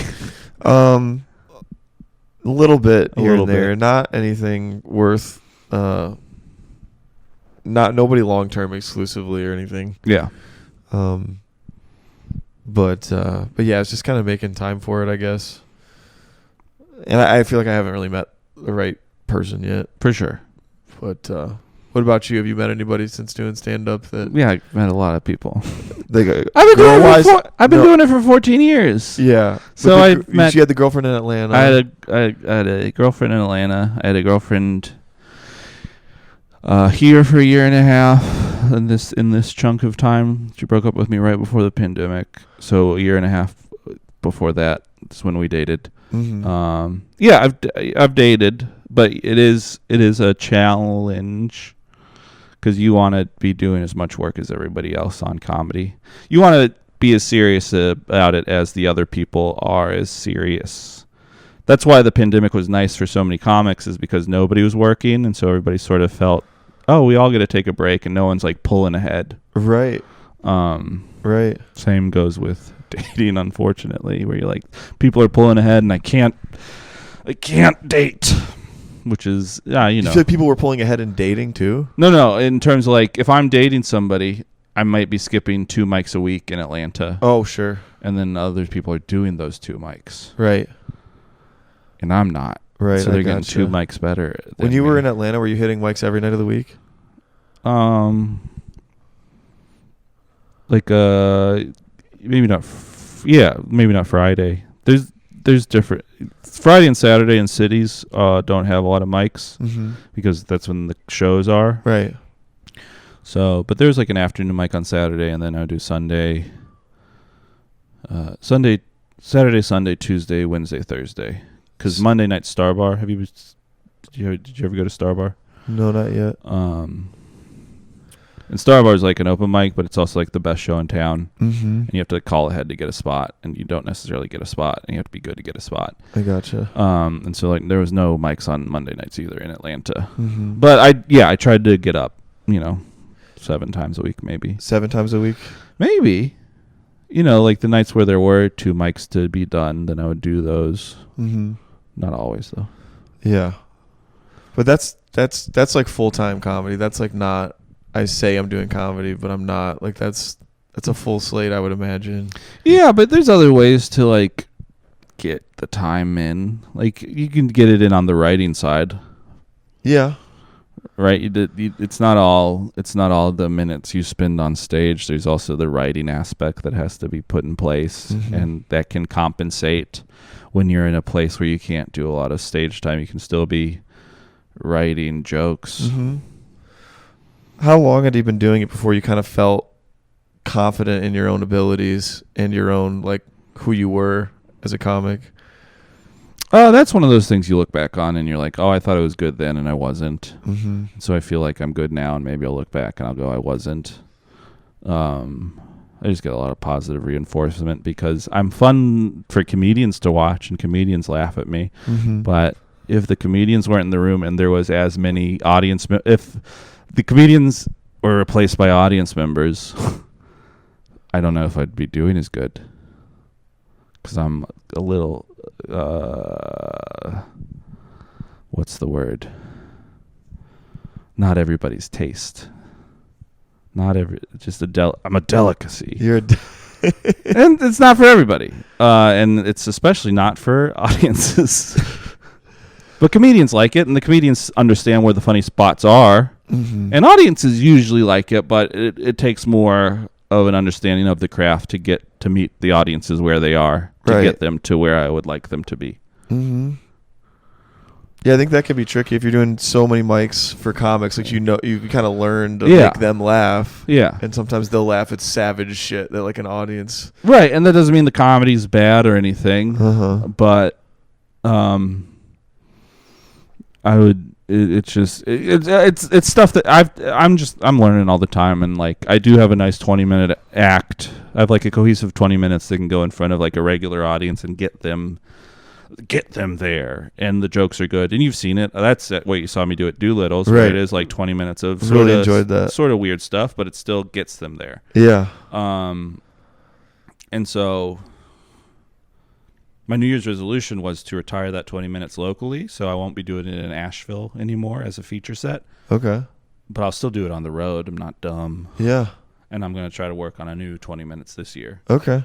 While still writing a lot of new material for open mic that I know is probably just for open mic. Right. Unfortunately. But that's how you do it, right? My sort of the piece of advice I give most often is like you create a large body of work and the cream rises to the top.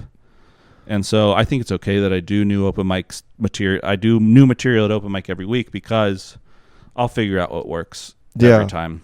Yeah. Somehow. I'm glad you said that because I was actually getting really insecure as our conversation went on, realizing like how experienced you are, and the probably the caliber you hold that 20 minutes to versus. It's okay.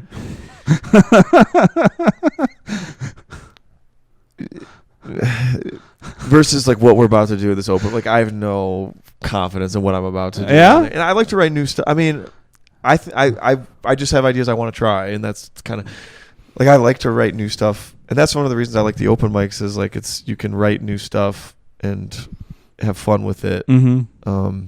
But I do kind of want to not get rid of anything and be able to come back to it and strengthen it over time. Yeah. I mean, is that because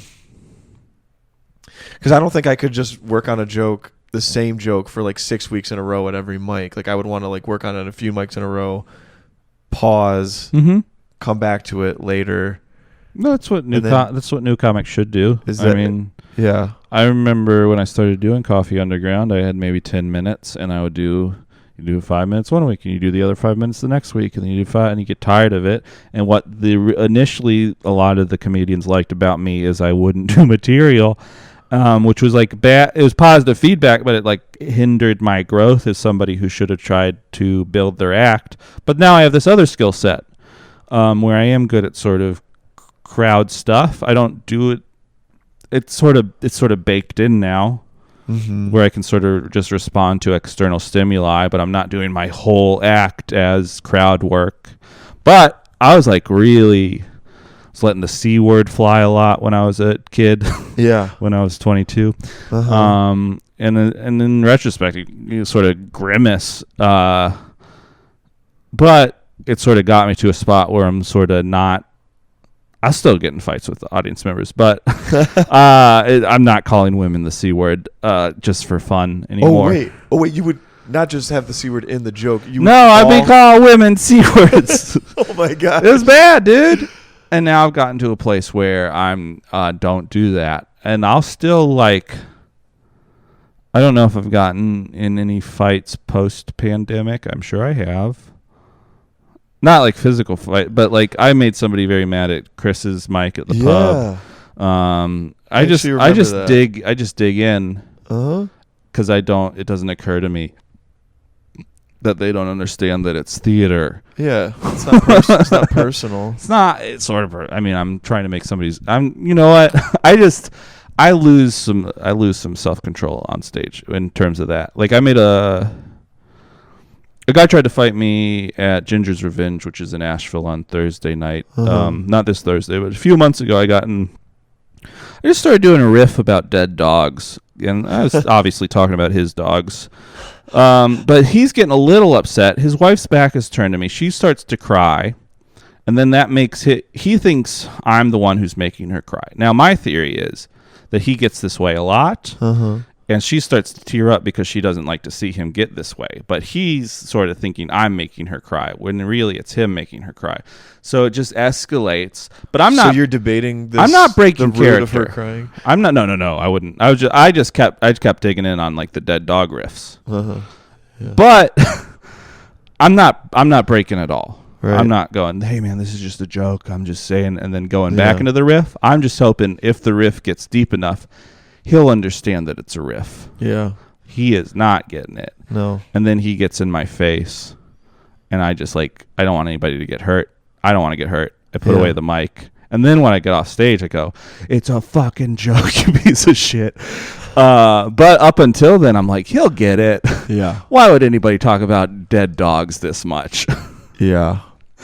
And he didn't. And then I was so steamed. I was so mad. And so I went to James Bond. I was not looking at my texts. I went and see the James Bond movie. It just came out. Right. And I was just like, I'm going to get banned from that mic, and I'm going to get banned from the other mics because that's what happens. And then it turns out people were just checking on me, and the bartender said that he's not allowed back at that bar on Thursday nights anymore. You weren't? No, the guy was the other guy. And then I was just like, oh. So they had you back. They had my back because I am a regular and I usually do well. And I would say that was good too. And then I just brought them cupcakes the next week, the girls, the bartenders. Was this in Chicago? No, this was in Asheville. This was a few months ago. Oh, okay. Oh, this is just a few months ago. Yeah. So I still get in fights. Yeah. But it's fun. Yeah. It's fun to witness. Even if people don't think it's fun. There was another lady in the audience who was like a psychologist or psychiatrist, and she was diagnosing me to the other comedians after I left. What did she say? I don't know, but it's no, you just got to see something that you don't usually get to see. So Isn't that nice? She thought there was a problem? She thought I was being bad, and I was being bad. Well, but she doesn't know comedy. She didn't come down on my side, which is you go, okay, well that's a good thing to realize that if none of the audience members are on my side and only the people who see me on a regular basis are on my side, it's still not bad. It's still interesting that they all got to see it. Yeah. But it's all right, well, I gotta do better for audiences. But who cares? Mm-hmm. I did at that same bar just a couple weeks ago. There's this guy, and he didn't understand any pop culture references at all. And it was a short. There was only two people at the mic. It was me and Ryan, and then the host, me and Ryan Cox. And it's just the guy. And this is a paid show or no, just an open mic. Open mic. It's just, but it was right near a holiday maybe that there was only two comics. Mm-hmm. And the guy didn't get any references, but he was in good spirits. Mm-hmm. And it was a fun, and I was having fun. And then when I got off stage, I don't know that we were the energy, the comedy energy was still in the room. And it turned out he's 26. And then I go, should I have referenced just from my seat now? Should I have referenced Dragon Tales, you fucking child? And Dragon Tales is just a PBS child show. I know show. what Dragon Tales is. Okay, great. Yeah. And then that's when the bartenders are like, Cody. And I go, yeah, I shouldn't call.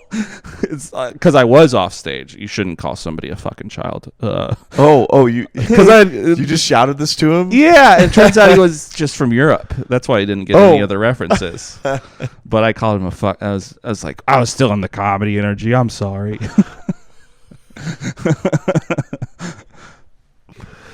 Well, that was a fun mic. It's fun when only two people show up and you can do 15 minutes. Yeah, that's the sweet spot. Yeah, for sure.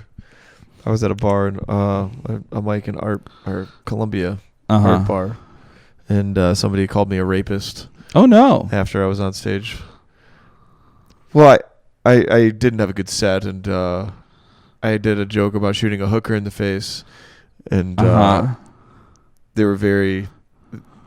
they thought that was not very pro women. And the guy who came on after me, who he said, yeah, that guy's fucking rapist and all this stuff. And I couldn't defend myself because I wasn't going to go back on stage again. And I actually got in his face big time after he got off. Yeah. We made up afterwards, but yeah, that's the only time I've ever had a confrontation, though. Are you welcome back at Art Bar? Yeah. Okay. Yeah. I mean, some people just throw you under the bus because they have to like find some footing in their own set. And that's a thing that I've tried to do less over the years is because, like, I don't like throwing people under the bus. Mm-hmm. He wasn't even immediately following me. There was another comic between Really? us. Yeah, and he's still... Remember the guy 2 times ago? Yeah, 2 times ago? That's 100% against the rules. I'm sure he truly shot a hooker in the face. And Yeah. Did he get a laugh? I think so. Oh, no. Dude, but it was one of those, like, home court advantage laughs. I went to Art Bar a couple weeks ago, and I did bad, and I could... You did bad? I did... I was on... Yeah, I did bad. But I tried to explain this to Andy last week. I was on the precipice of... If it was like a 25-minute set... by the end of my 5-minute set, I had the right energy for it to break into like a really good set. But you only get 5 minutes, so I did bad. Right. But there's like a girl, was it kind of like confusion of like like they were suspicious of you? For sure, that's the hometown thing. But there was like a girl with fake gray hair in the front row, and she was like snorting, and I really love fake gray hair. Fake gray hair, you know, like hipster girls who like dye their hair gray. I actually am not super familiar with that idea. That's so hot, dude. Is that sarcasm? No, I love it. You love fake gray hair? It's a style choice that I think is very cute. And she was like snorting it up, so I was like, all right. Yeah, that's enough. You know, you got it. Yeah. Yeah, there's that. I felt like sometimes at Art Bar when I was first going there, if it was a smaller audience of regulars, they were not going to laugh unless it was, I don't know. Yeah. I don't know. I don't ever want to say like they didn't laugh out of spite. I hate saying that because like, I don't know. It was a long time ago too. And this stuff just wasn't good at all, I guess. But anyway. No, but you can tell that they like the regulars. Are we still talking about Art Bar? Yeah. Yeah. You can tell that they're like they where it's like, well, this isn't good. I know they hear these jokes every week. Yeah, I know this isn't new stuff. Yeah, and then there's guys that they are used to and they vibe with and they like personality wise, and it's like, I think that exists to a degree everywhere. Like I think there's people that go to coffee all the time or radio room or comedy zone, like, and you kind of get the benefit of. Yeah. That's what I liked about Chris's mic was that like it was very South Carolina-ish. And they didn't know who I was. Yeah. And I like getting my feelings hurt. Yeah. Just for a little bit each week. Yeah. For sure. It's good. It's good medicine.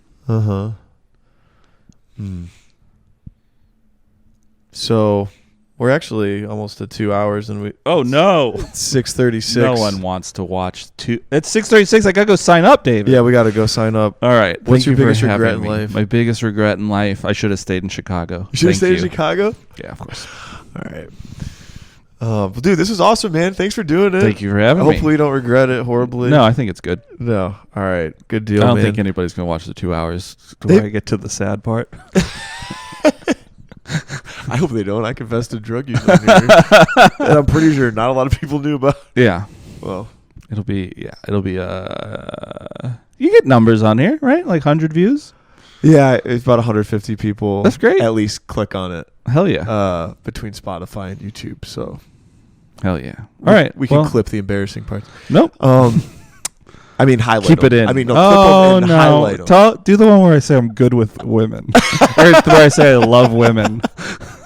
I do actually ask to, and this is helpful for me to just know, but your social media stuff, like for people to follow you, you have Facebook, or your Instagram, YouTube, anything else? Follow me on twitter.com/Cody, HYOOZ. Is that it? Twitter? Follow me on Instagram.com/Cody D Hughes. Do you hate self-promotion? New Year's resolution was to not tweet anymore, but Twitter was my big one, and I liked shit posting. But I don't care about self promotion's fine. Like if I go to codyhughes.bandcamp.com, see what's up there. Do you do music? No, it's there's just like a bootleg of my stand up that I put up right at the beginning of the pandemic. Okay. But I did like a 20-minute set the other night, and I'm hoping to. Somebody filmed it, and I'm hoping to rip the audio and put up another thing. Okay. Good deal. Well, awesome. Yeah, Cody's hilarious. Thank you. I'm seriously I love that you came and did this, and it made my day. So, thanks for coming, man. Thanks for having me. Thanks for listening, everybody. All right. Have a nice night. Next time. Bye.